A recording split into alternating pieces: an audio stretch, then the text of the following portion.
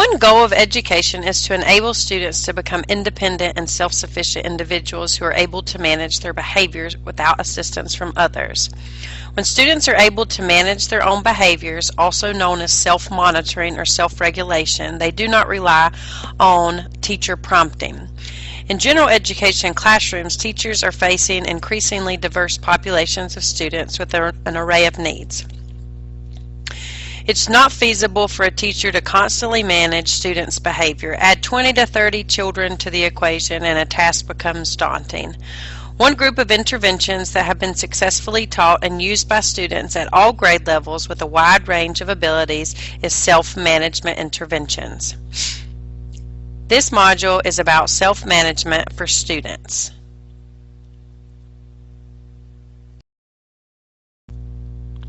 When we think about self-management involves students in setting goals, monitoring their performance, and evaluating their performance to increase desired classroom behaviors, and then ultimately to promote the development of self-determination skills.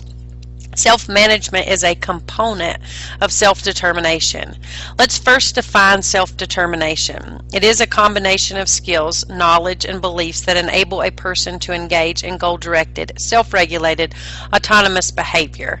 You can read those other definitions on the screen for yourself, but first let's talk about what goal-directed means. Goal-directed means that we know why we are doing something and then we are working to achieve that end result. Self-regulated means that you are in control of the actions. An autonomous behavior is making informed, uncoerced decisions or behaviors. So let's think of an example of this. Let's think about it in the area of employment. Students need to understand what kind of job they would want to pursue after high school based on knowledge of their own self, their interests, their limitations, their strengths, and also to be able to understand why working on these jobs related to their job of choice is important. So if you look at the last two definitions, an understanding of one's strengths and limitations together with a belief in oneself as capable and effective, those are essential components of self-determination. Let's go over what the components of self-determination are.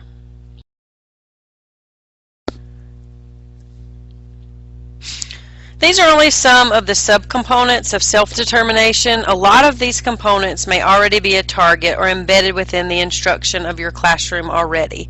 However, these components make self-determination measurable. And if a student is lacking one or more of these specific areas, a goal can be written to help improve these areas.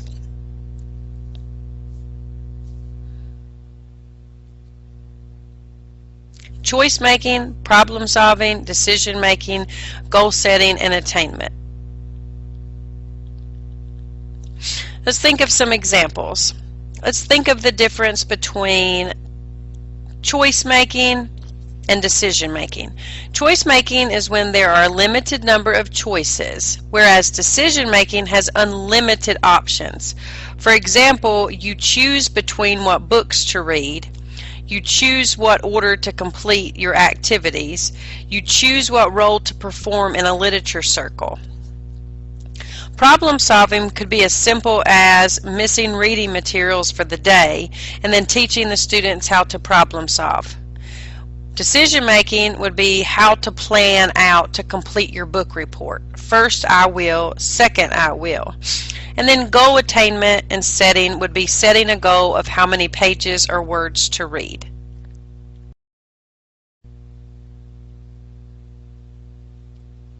This slide provides more components of self-determination. Examples are still within the area of reading. So let's think about self-management. Could be students devise a monitoring plan for a goal of how many pages or words they want to read. Then they record the number of words read in a setting and evaluate if it's gotten them closer to the goal. For example, do they need to read faster? An example of self-efficacy could be that the student requests assistance when completing a reading activity. And then self-awareness could be that they are picking texts or readings based on ability. These are all examples of self-determination, and I wanted to give you a few examples of how that relates to the classroom. We will focus on self-management. Self-management is an evidence-based practice for teaching students with disabilities. It is a strategy for all students to use self-monitoring, self-evaluation, self-instruction, and self-management, and to be in control of your own behavior by being aware of your actions and then providing feedback.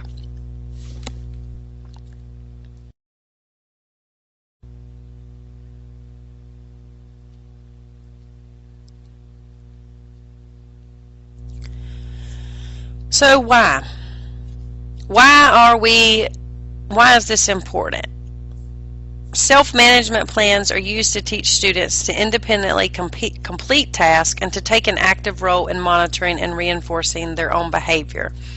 An important goal in education is to foster the self-reliance and independence of our students. In fact, self-management strategies can be implemented before any problem behavior occurs. Research shows that self-management strategies can be used to improve academic performance, productivity, time on task, and to decrease problem behavior. Research has also shown a relationship between students who have higher self-determination. They have more positive school experiences, such as higher grades, better attendance, and fewer behavior problems. So we've reviewed the whys and the whats. So now the question is, how are we going to do this? How are we going to implement self-management with our students? When thinking about different areas of self-management strategies, the research will show these 5 as self-management strategies. I'm going to briefly go over what each of these are. First, you have self-goal setting. Goal setting interventions usually entail having a student create behavior targets or academic targets of some sort. That would be their goal. We want to write goals and help students come up with goals that are attainable. We want students to be successful. Next, self-monitoring. Self-monitoring interventions typically require a student to self-observe his or own productivity, behavior, on task, whatever the particular skill is. The student is observing that and then self-recording that to whether or not they are engaging in that activity. Self-observation is the act of observing one's own behavior, and of course self-recording is the actual observation and recording that you do on your own behavior. So you've set your own goal. You're monitoring your own behavior towards that goal. Then self-evaluation involves teaching a student to assess his or her own behavior or activity against a set standard. So they have a mastery criterion, a level that they want to achieve, and they're evaluating themselves on how they did that. Self-instruction required teaching a student how to use self-statements to direct his or her own behavior. And then strategy instruction, typically we use to teach students a series of steps to follow to complete a task. But let's talk about the critical elements. These are all self-management strategies, but what we want to focus on are the critical elements of self-management.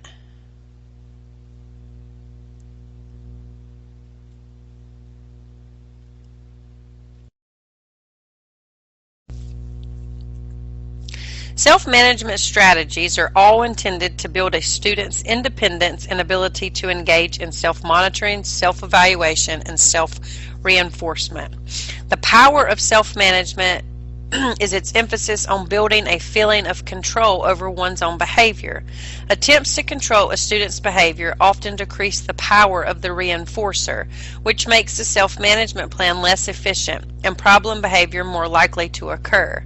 When a student engages in the monitoring of their own behavior, They observe their own behavior, record its occurrence on some type of tool or data collection form, graphs that data, and then evaluates their own progress. Self-evaluation strategies encourage students to set their own goals and then compare their current performance as they work towards these goals. Both self-monitoring and self-evaluation are often used with self-reinforcement strategies. A student takes an active role in all of this by determining how they will evaluate the progress towards a goal and then what that reinforcer will be. So the critical elements: setting goals, monitoring the behavior, and evaluating the progress. That is what all of the self-management strategies are intended to do to build the student's independence.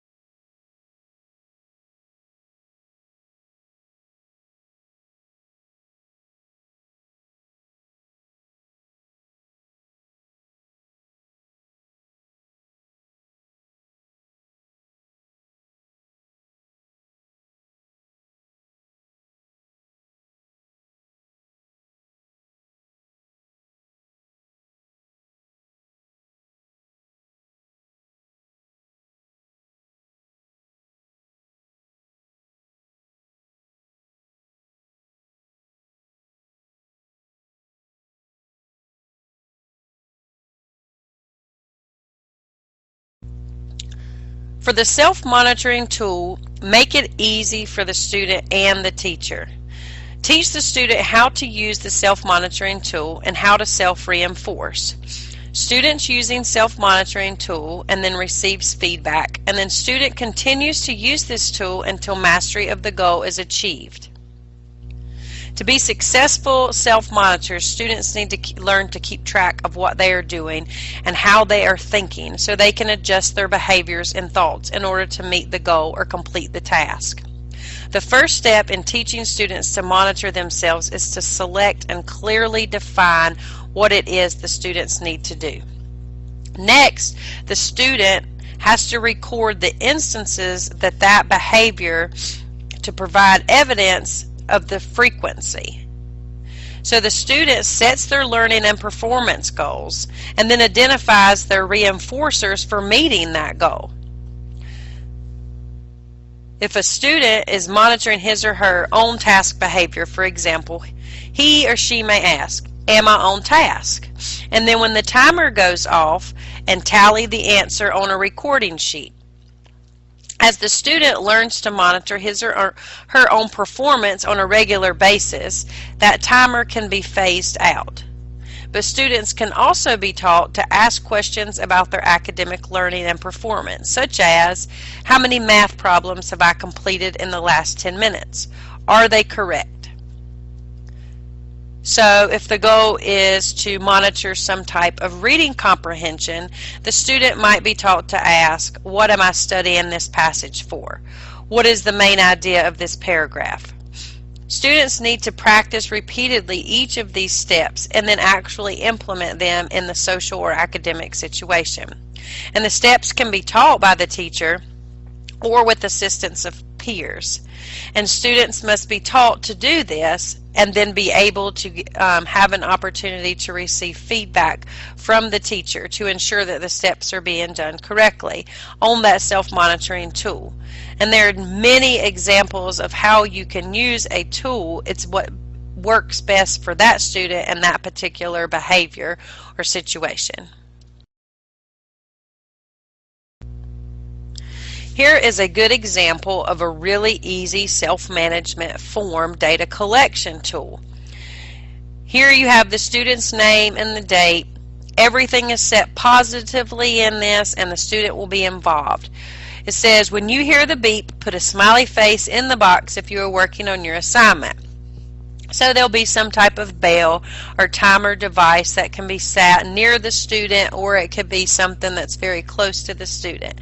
The student sets their own goal of how many they plan to achieve. Then they put a smiley in the box if they were working when the bell happened, and then they put the number of times I was working, my goal was, and then did they meet the goal, and then they will get what reinforcer for that. So the next slide, I have an example filled out. That might help a little. So here the student's goal was 5, and you can see that she put a smiley every time she was working on the assignment, and at the end of the time she had 6 smileys. Her goal was 5, so she did meet her goal. So she got to schedule herself 30 extra minutes on the computer because she was on task more times than her goal. So see how the student sets the goal, monitors the goal, evaluates the goal, and then gives themselves a reinforcement. Students are more likely to work towards a reinforcer that they have set themselves. This is an example of a graphing sheet that could be used to graph an older child's academic accuracy in math. This would be another way that the student could monitor their own progress by graphing the numbers of problems done correctly and then base it on the days of the week and look at the graph and see how many they did correctly based on their goal.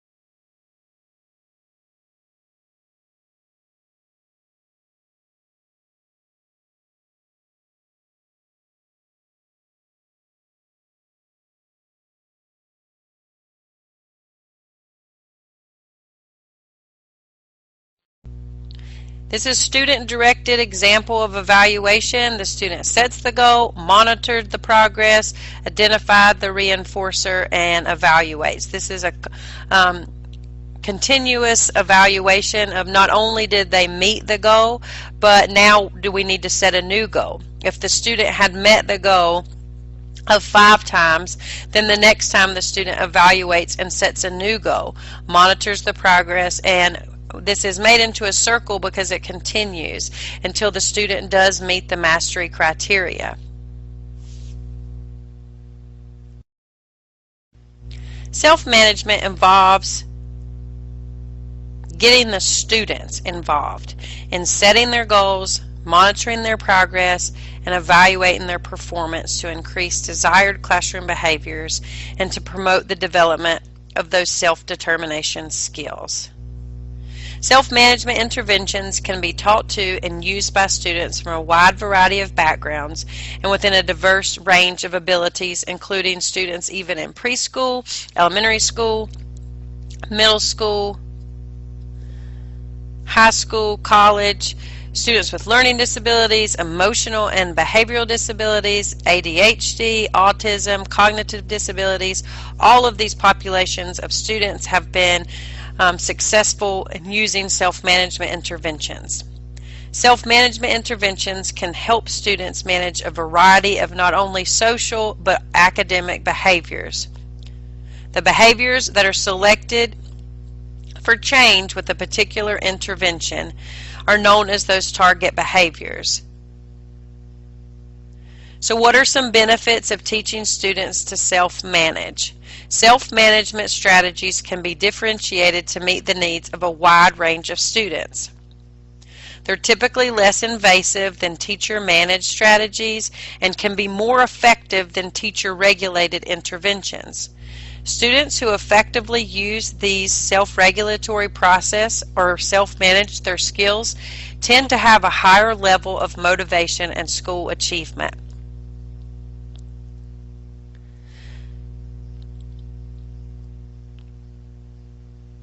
Self-monitoring should be used with skills that students already possess and that the deficit is actually the student's performance of the skill.